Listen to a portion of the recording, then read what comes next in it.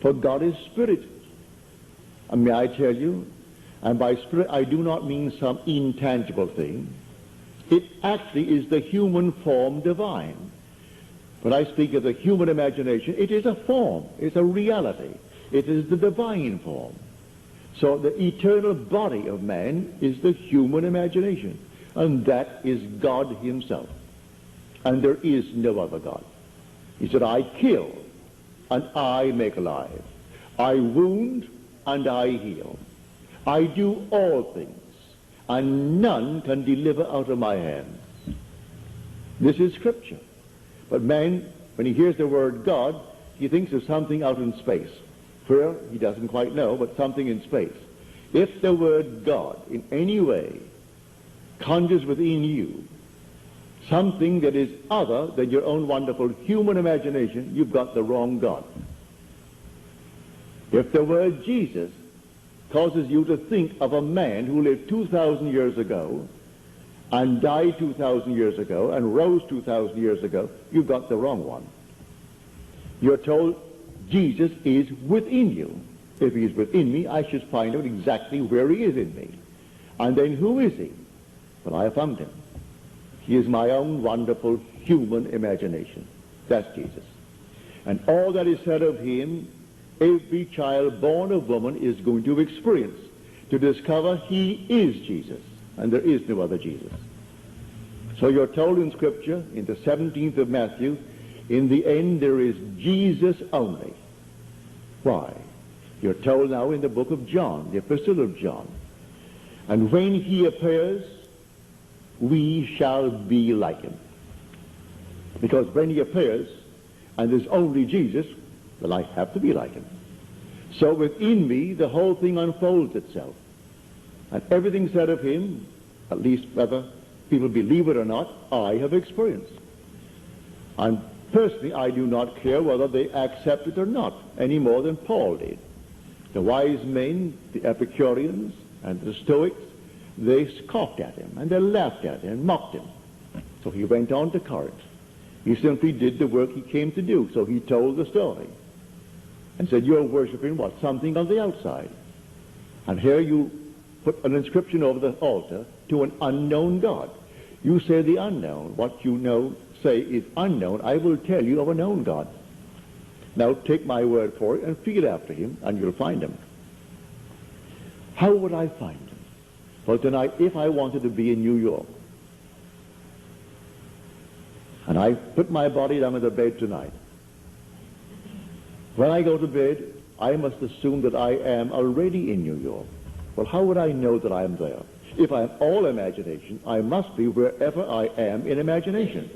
Well, if I am in imagination in New York, now think of the world. Think of California. Southern California, where you place the body. Well, do you see it on the bed as you're thinking? Well, then you're not in New York. Do you see it 3,000 miles away to the west of you? Well, then you are in New York.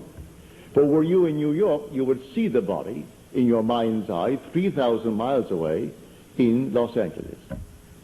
And you'd be thinking from New York rather than thinking of New York. So the whole thing is simply finding out this fantastic power, creative power in man, and how it operates. For there is no problem in the world comparable to this problem of solving the mystery of imagining.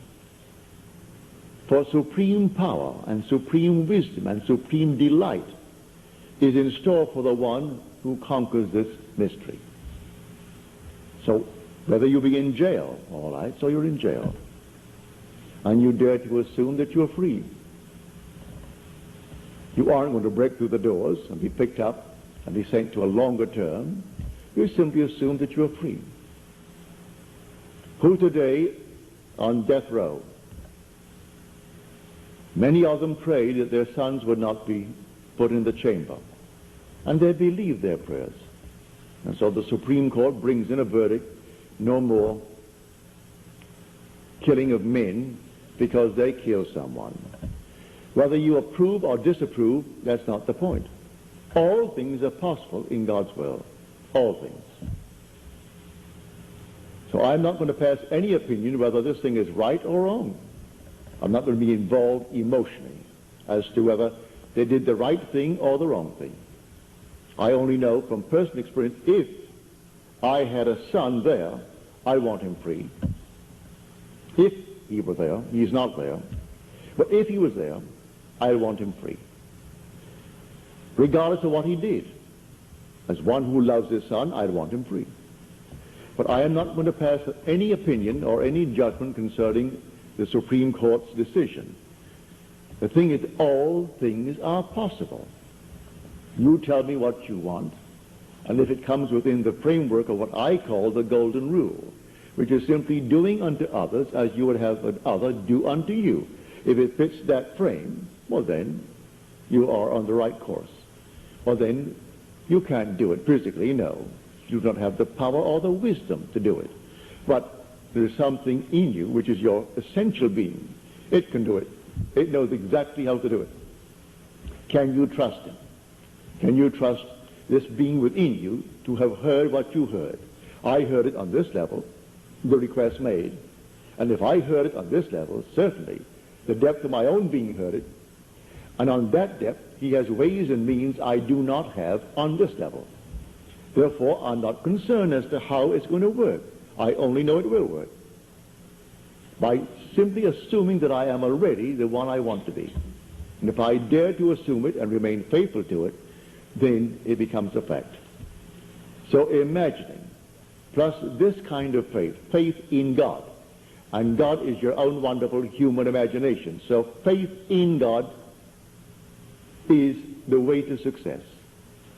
You imagine it as though it were true, and then you walk your way, not knowing how it's going to become true. But it will become true. And I invite you to test it. Just try it. Cost you nothing. And if I take from you your gods, as Paul took from the Athenians their gods, then it's a blessing.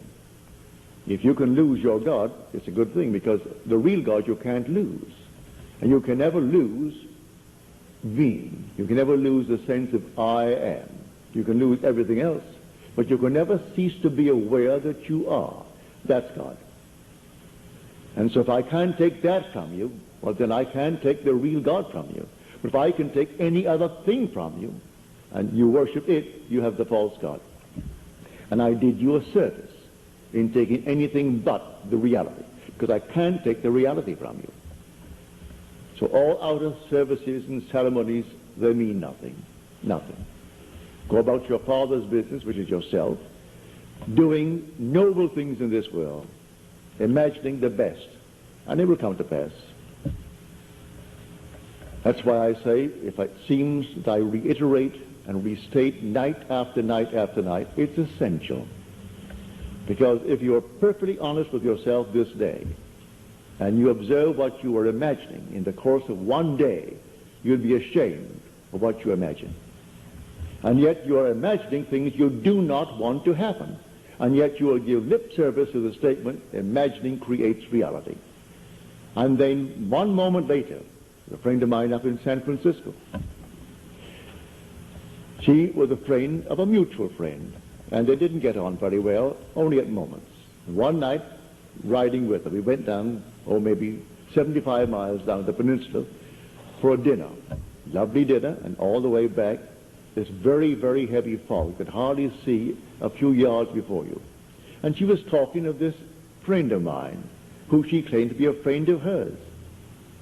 And she would rant against this woman, so and so and so. I wouldn't even print it. You couldn't print it. It burned the page.